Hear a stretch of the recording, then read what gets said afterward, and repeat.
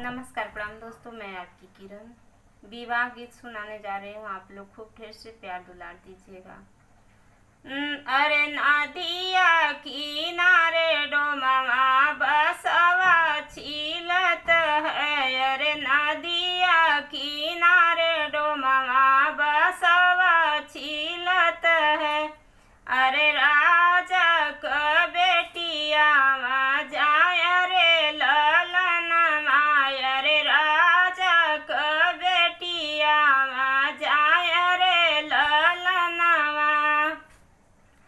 अच्छा अच्छा सूप डाली बनैया भैया डोमावा। अच्छा अच्छा सूप डाली बनैया भैया डोमावा। रे सूपवा बेचन हम जाब रे ललनवा।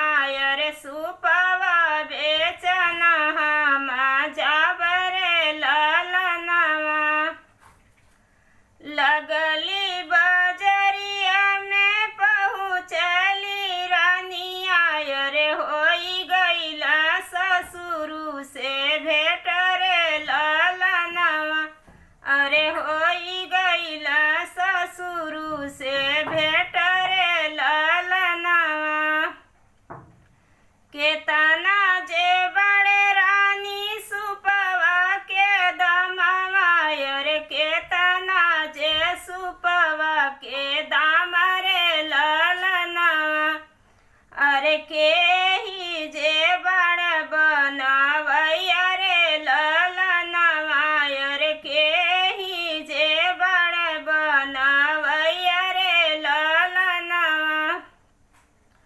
5 25 बड़े सुपवा के दमवा। रे आँखी के पुतरिया बनवैया रे ललनवा। रे आँखी के पुतरिया बनवैया रे ललनवा। एतना बचन सुने ससुरु बढ़ई रे बहू से कर लगन बात रे ललनवा।